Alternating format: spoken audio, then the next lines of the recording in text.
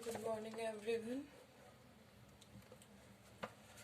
आज हम करेंगे class 12 chapter 2 that is inverse trigonometry. Okay, inverse trigonometry की आज हम फर्स्ट एक्सरसाइज सॉल्व करेंगे।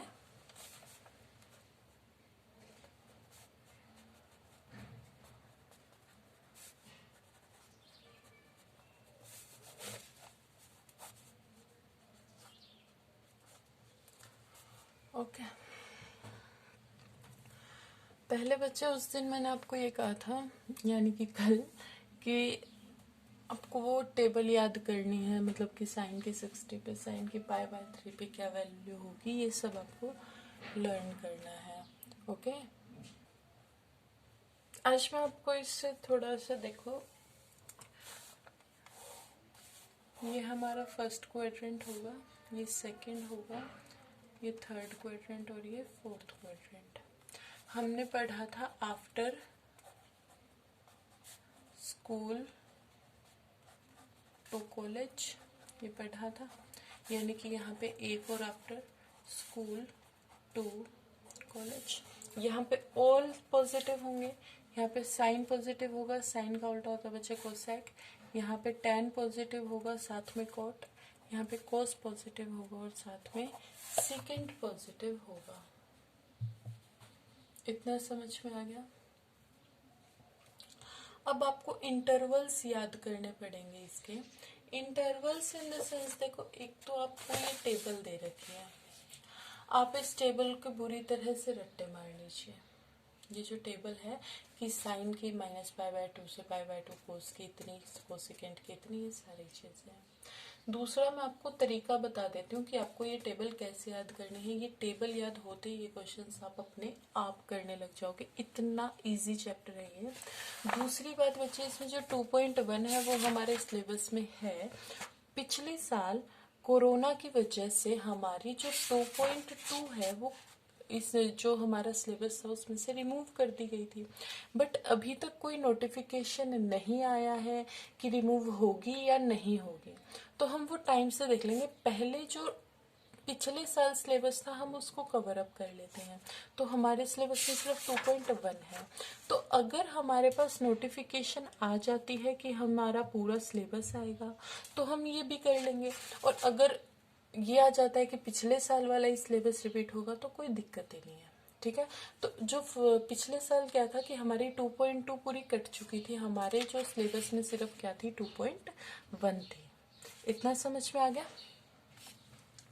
अब ध्यान से देखो क्वेश्चन। देखो, साइन इनवर्स की रेंज हम याद करते हैं। साइन, देखो साइन का कुछ नहीं करना, बस कुछ इस तरह से याद कर लो। साइन यहाँ भी पॉजिटिव, यहाँ भी पॉजिटिव, देखो ऑल, और यहाँ पे साइन। तो एक जगह तो हमें साइन को पॉजिटिव करना है, एक जगह नेगेटिव करना है, यानी कि आप बस इतना याद कर लो, साइन का रेंज होता है इतना, सिर्फ इतना, बस इतना याद कर लो, ये साइन है। देखो ये हमारा होता है 0, ये π/2 होता है, ये पाई होता है, और इसको हम -π/2 भी लिख सकते हैं, यानी कि साइन की रेंज आगे -π/2 से π/2। मैं ये नहीं कह रही कि आप इसे समझो या कुछ भी करो, अगर आपका ये मन है कि मैम मुझे ऐसे याद करना है तो ऐसे कर लो। बस मैं जिन बच्चों को ये याद नहीं हो पाने में प्रॉब्लम आ रही है उनके लिए ये बता रही हूँ, तो ये रेंज हो जाएगी। अब अगर हम कोस देखें, कोस देखो यहाँ भी पॉजिटिव, यहाँ भी पॉजिटिव, हमें एक पॉजिटिव क्वाड्रेंट चाहिए होता है, एक नेगेटिव क्वाड्रेंट चाहिए होता है, एक पॉजिटिव और एक नेगेटिव क्वाड्रेंट हमें चाहिए होता है। तो देखो ये वाला नेगेटिव हो जाएगा, तो हमारा देखो ये जो रेंज हो जाएगी, ये दोनों यहाँ से यहाँ, यानी कि 0 से लेके पाई तक, यानी कि कोस की रेंज कहाँ से कहाँ होती है, 0 से पाई तक। इतना समझ आ गया? देखो साइन का उल्टा बिल्कुल क्या होता है, कोसिकेंट। तो देखो हमने क्या कहा, जो साइन है, साइन की रेंज में लिख देती हूँ, साइन की रेंज है -π/2 से π/2, कोस की रेंज है 0 से पाई। इतना समझ में आ गया? तो कोसिकेंट की भी रेंज क्या होगी, साइन वाली, -π/2 से π/2। बट इसके बीच में जो ये डंडा आता है बीच में, उसको माइनस कर देना। इसमें को क्या आया, 0 आया, इसको हमने माइनस कर देना है। ऐसे ही कोस का उल्टा कौन होता है, सीकेंट होता है। सीकेंट की रेंज हमारी कितनी आएगी, आप सभी को पता है, 0 से पाई आएगी। बट इसमें ये वाला डंडा आ गया और ये वाला डंडा किसका है, पाई/2 का। तो हमें क्या कर देना है, पाई/2 को माइनस कर देना है। बस आपको साइन की और कोस की याद होगी। अब देखो टेन की और कोट की बिल्कुल आसान है। देखो सी से कोस बनता है तो कोट भी बिल्कुल इस जैसा ही हो जाएगा। कोट की रेंज बिल्कुल आसान है, 0 से पाई होगी। इसमें देखो स्क्वायर ब्रैकेट था, इसमें स्क्वायर ब्रैकेट नहीं है, ध्यान रखना है ये। ऐसे ही साइन का क्या, साइन की रेंज टेन की रेंज बिल्कुल साइन वाली हो जाएगी, क्या, -पाई/2 से पाई/2। कुछ थोड़ा बहुत ऐसे लॉजिक लगा के भी आप ऐसे याद रख सकते हो, वरना आप ये पूरी टेबल दिल से याद कीजिए, कोई दिक्कत नहीं है।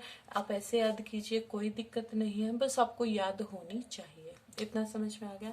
साइन की रेंज, कोस की, कोसिकेंट की, सिकेंट की, टेन की और कोट की। सॉरी, ये साइन की नहीं, ये मैं साइन इनवर्स, ये सभी इनवर्स की रेंज बता रही थी मैं, ठीक है। मैं इनवर्स लगाना भूल गई थी बिल्कुल। इतना समझ में आ गया।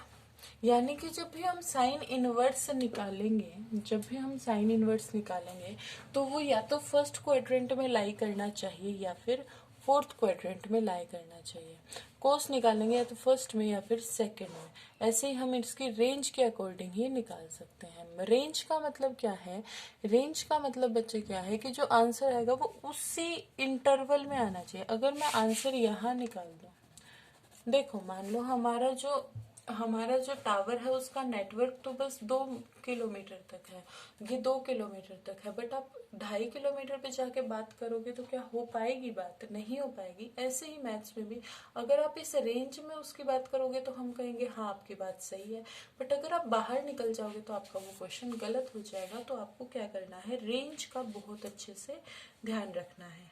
ओके, पहले मैं आपको पॉजिटिव वाले करवाती हूँ, फिर मैं आपको नेगेटिव वाले करवाती हूँ। Positive negative in the sense जैसे मैं आपको करवा रही थी उस दिन। पहले चलो 2.1 हम स्टार्ट करते हैं। एक्सरसाइज 2.1। देखो पहले मैं क्वेश्चन नंबर 2 सॉल्व करवाती हूँ। देखो आपको क्वेश्चन नंबर 2 में क्या दे रखा है, कोस इनवर्स √3/2। हाँ, एक और चीज मैं आपको बता देती हूँ। आपको जिस भी क्वाड्रेंट में जाना है, बहुत इजी ट्रिक है। आपको अगर कुछ भी समझ ना आए तो बस ये 4 चीजें याद रख लो। यहाँ पे थीटा, यहाँ पे पाई माइनस थीटा, यहाँ पे पाई प्लस थीटा और यहाँ पे माइनस थीटा। ये 4 चीजें याद रखनी है। यहाँ पे theta, minus theta, pi minus theta, pi plus theta. जिस भी क्वाड्रेंट में जाना है हम देख लेंगे। देखो कोस इनवर्स की वैल्यू √3/2 कितने पे होती है, बताओ। कोस की वैल्यू √3/2 कितने पे होती है, मतलब कि हमें पता चल गया थीटा की वैल्यू कितने पे होती है। याद की थी ना टेबल, पाई/6 पे होती है, हम सभी को पता है।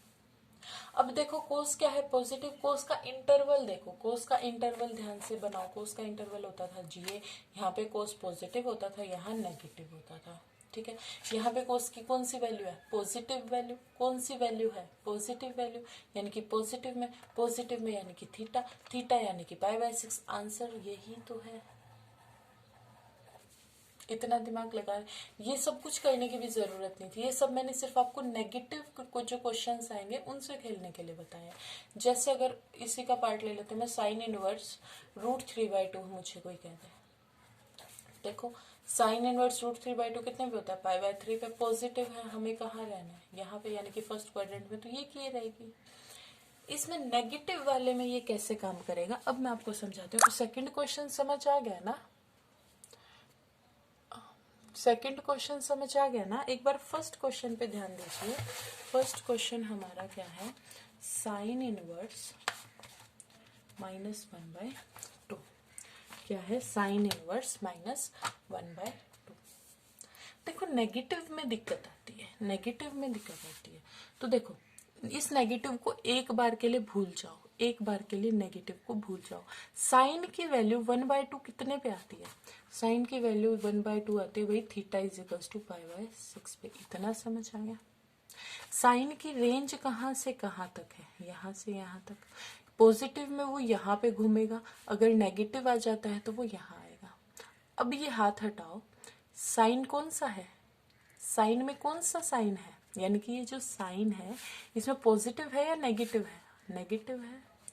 नेगेटिव है यानी कि इस थीटा को कहाँ जाना पड़ेगा, इस क्वाड्रेंट में, इस क्वाड्रेंट में जाना पड़ेगा ना थीटा को। दिखाई नहीं दे रहा क्या, अब दिख रहा है? देखो साइन नेगेटिव है, यहाँ पे साइन पॉजिटिव हो सकता है, यहाँ नेगेटिव हो सकता है, तो साइन को यहाँ जाना पड़ेगा। और अभी मैंने बताया यहाँ जाने के लिए क्या होगा, यहाँ जाने के लिए हमें क्या लिखना पड़ेगा, आंसर क्या आएगा, minus theta, minus theta, minus theta, यानी कि थीटा की वैल्यू तो π/6 है, तो आंसर क्या आ जाएगा, -π/6। थोड़ा सा, बिल्कुल थोड़ा सा टेक्निकल है, बिल्कुल फ्रेश माइंड से इसको करने की कोशिश करनी है, ठीक है। एक बार ये 2 क्वेश्चन कीजिए आप बहुत अच्छे से। ये जो नेगेटिव वाला कंसेप्ट है ना, इसको 2-3 बार देखना और फिर समझने की कोशिश करना, ठीक है। और क्वेश्चंस मैं आपको नेक्स्ट वीडियो में करवाती हूँ।